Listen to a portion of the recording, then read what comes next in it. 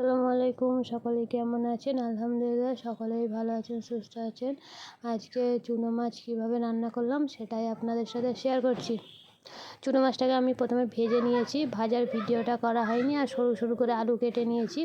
এখানে চুনো মাছটা রান্নার জন্য দুটো ছোট সাইজের টমেটো কেটে নিয়েছি। টমেটো, আদা, রসুন আর কাঁচা লঙ্কা এইগুলোকে একটু ভালো করে পেস্ট করে নেব। এখানে পেস্ট করা হয়ে গেছে। এবারে রান্নার জন্য কড়াইয়ে তেল দিয়ে দিয়েছি। তেলটাকে ভালো করে গরম করে নিয়েছি। তার মধ্যে দিয়ে দিলাম গোটা জিরে আর দিয়ে দেবো সামান্য পরিমাণে কালো জিরে। দিয়ে মশলাটাকে একটু ভালো করে ভেজে নেব যতক্ষণ না মশলার কালারটা একটু চেঞ্জ হয়। এখানে একটু ভেজে নিয়েছি। এরপরে এতে দিয়ে দিলাম পেঁয়াজ কুচি। দুটো বড় সাইজের পেঁয়াজ দিয়ে দিচ্ছি। পেঁয়াজটাকে দিয়েও ভালো করে নেড়ে চেড়ে লাল করে নিতে হবে। মানে যতক্ষণ না বাদাম পেঁয়াজের রঙটা চেঞ্জ হচ্ছে ততক্ষণ পেঁয়াজটা ভালো করে নাড়াচাড়া করতে হবে।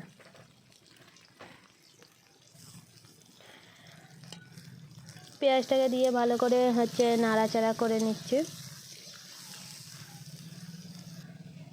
দেখতেই পাচ্ছেন পেঁয়াজের কালারটা কেমন চেঞ্জ হয়ে এসছে, হালকা বাদামি কালার হয়ে এসছে। এরপরে যে পেস্টটা রেখেছিলাম টমেটো, আদা, রসুন, লঙ্কার পেস্ট, সেই পেস্টটা এর মধ্যে দিয়ে দিলাম। দিয়ে পেস্টটাকে ভালো করে নাড়াচাড়া করে নেব যাতে পেঁয়াজ আর পেস্টটা ভালো করে মেখে যায়। তাই ভালো করে নাড়াচাড়া করে নিচ্ছি।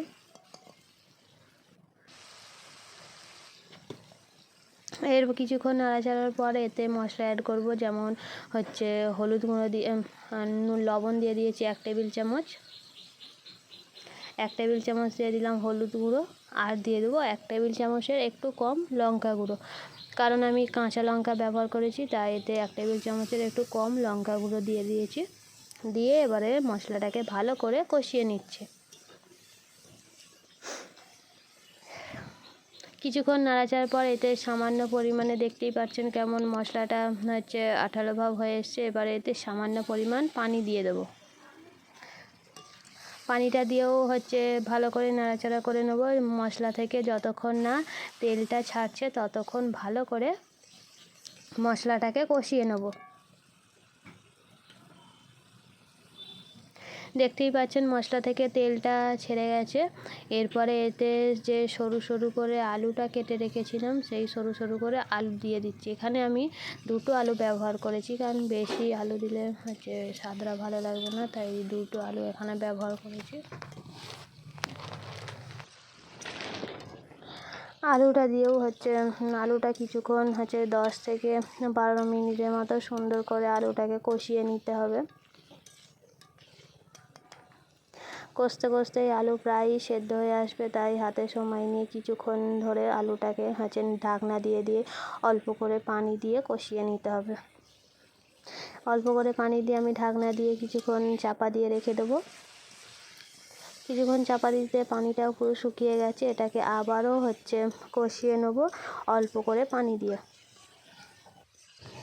আমার রেসিপি ভিডিও যদি আপনাদের ভালো লেগে থাকে তাহলে অবশ্যই একটা লাইক দিয়ে দেবেন। আর চ্যানেলটাকে সাবস্ক্রাইব করে রাখবেন, যাতে পরের ভিডিওর নোটিফিকেশান আপনাদের কাছে প্রথমেই পৌঁছে যায়।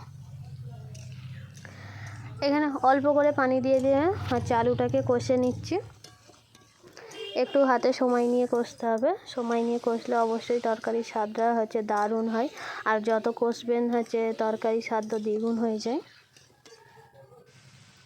তাই 10 থেকে 12 মিনিট আমি ভালো করে কষিয়ে নিয়েছি আলুটা। এটাকে কষিয়ে প্রায় কষানো হয়ে এসছে। এরপরে এতে পরিমাণ অনুযায়ী পানি দিয়ে দেবো। দেখতেই পাচ্ছেন আলুর কালারটাও চেঞ্জ হয়ে গেছে কষতে কষতে, আর প্রায় অর্ধেক সেদ্ধও হয়ে গেছে। এরপরে এতে পরিমাণ অনুযায়ী পানি দিয়ে দেবো, যাতে আলুটা পুরোপুরি সেদ্ধ হয়ে যায়। আর এতে খুব বেশি পানি দিলে ভালো লাগবে না, আঠালো আঠালো হয়ে থাকবে। পানিটা দিয়ে ঢাকনা দিয়ে দেবো। 5 মিনিটের মতো ফোটার জন্য অপেক্ষা করব। 5 মিনিট ঢাকনা দেওয়ার পর আমি ঢাকনাটা খুলে দিচ্ছি। পানিও পুরো ফুটে গেছে আর আলুও পুরোপুরি সেদ্ধ হয়ে গেছে।